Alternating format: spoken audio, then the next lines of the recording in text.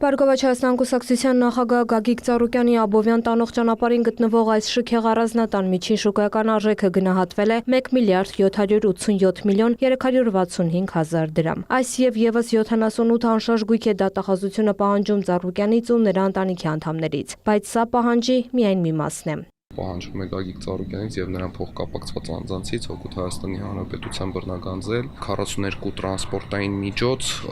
չնույնականացված 8 տրանսպորտային միջոցի ձեռքբերման արժեք, որը կազմում է ավելի քան 348 միլիոն դրամ, զիջված պահանջի իրավունքի գումար շուրջ 33 միլիոն դրամ,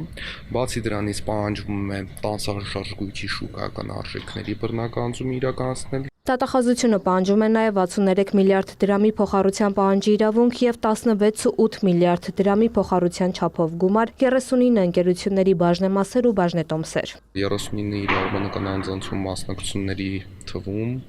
իհարկե պետք է առաջնահերթ նշեմ Multigroup կոնցեռն ընկերությունը, որը իր մեջ ինքնին ներառում է նաև տարբեր այլ ընկերություններ,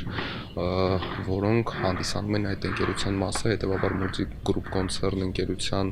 բռնագանձման պահանջի բավարարման դեպքում այդ ընկերության կազմի մեջ մտնող մյուս ընկերությունների բռնագանձում նույնպես կիրականացվի։ Իրավասու մարմինը Ծառուկյանից պահանջում է նաև 86 միլիարդ 400 միլիոն դրամ։ Գագիկ Ծառուկյանի փաստաբաններն առարկում են ներկայացված հայցի դեմ։ Նրա եւ նրան փոխկապակցված անձանց ենթադրյալ ապօրինի գույքի գործը դատանում է 2023 թվականից, սակայն նրա ներկայացուցիչներից Հարություն Հարությունյանը դեռ Ծառուկյանի հետ համաձայնություն չունի, դեմ են լրատվամիջոցների կողմից նիստը տեսանկարահանելուն, թե ոչ։ Այս նիստին դատավորը հետաքրքրվեց, իսկ քննարկում եղել է, Հարությունյանն ասաց, փաստաբանական գաղտնիք է։ Այսպիսով նիստը տեսանկարահանել թույլատրվեց, այն սակայն երկար չտևեց։ Նիստը հետաձգելու միջնորդություն դատախազը ներկայացրեց։ Պայմանավորված էր ընդհանրապես վերջերս Սահմանադրական դատարանի կողմից հրապարակված որոշմամբ դատախազությունը ներկայում իր վարույթում առկա բոլոր գործերով քննարկում է եւ քննարկում է Սահմանադրական դատարանի որոշման համատեքստում, ինչով պայմանավորված էլ, երբ արդեն վերջնականորեն յուրաքանչյուր գործով անհատապես կձևավորվի դատախազության վերջնական դիրքորոշումը,